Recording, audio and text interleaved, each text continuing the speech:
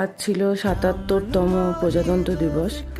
তো তোমরা সবাই জানো যে আমার বেটু এনসিসিতে সেকেন্ড ইয়ারে এখন রয়েছে।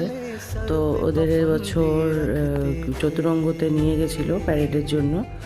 আর ওখানে আমিও পৌঁছে গেছিলাম। প্রথমে ওকে স্কুলে নামানো হয়েছিল, স্কুল থেকে নিয়ে গেছিলো।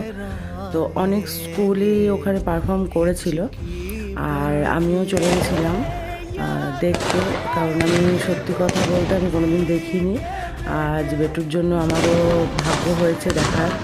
তো যাই হোক, ভবিষ্যতে আরও চাই যে আরও বড় কোনো জায়গায় যাক ছেলে। তো তোমরা সবাই আশীর্বাদ করো। আর দেখো, এখানে ধীরে ধীরে এত সুন্দর সুন্দর সমস্ত কিছু জিনিস হচ্ছিল। প্রথমে তো পতাকা উত্তোলন হলো।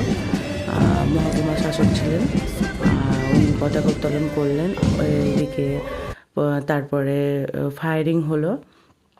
ফায়ারিং হওয়ার পর তারপরে একে একে সমস্ত যারা প্যারেডের জন্য ছিল, মানে সিনিয়ররা ছিলেন, তারপরে প্রত্যেকটা স্কুলের যারা এনসিসি করে তারাও ছিল, আর যারা নন এনসিসি ছিল তারাও অনেকগুলো স্কুল থেকে গেছিলো।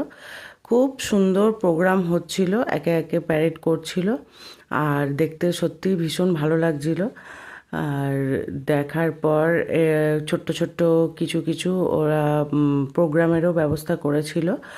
তো ওখানে প্রথমে প্রোগ্রাম শুরু হলো আদিবাসীদের কোনো কিছু নৃত্য রয়েছে, যেটার নাম ওরা বারবার করে ঘোষণা করছিল, আমার কানে আসছিল না, অনেকটা দূরে দাঁড়িয়েছিলাম তাই। আর আদিবাসীদের নৃত্যর পর তারপরে ওখানে হচ্ছিল ডগ শো, সেইটা দেখার জন্যই দাঁড়িয়েছিলাম। এরপরে আরও অনেক শো হয়। তো অনেকটা টাইম হয়ে গেছিলো, আর রোদটাও বেশ ভালোই লাগছিলো। তো ওই কারণে আমরা আর অতক্ষণ দাঁড়িয়ে দেখতে পারিনি। অলরেডি ছেলে অনেকক্ষণ ধরে দাঁড়িয়েছিল রোদের মধ্যে। তো এই ডগ শোটা দেখার জন্যই দাঁড়িয়েছিলাম। এত ট্রেন্ড সব কুকুরগুলো ছিল, মানে সত্যি কুকুরকে যে সত্যিই বলা হয় মানে প্রভুভক্ত, এখানে দেখে সত্যিই খুব ভালো লাগছিল।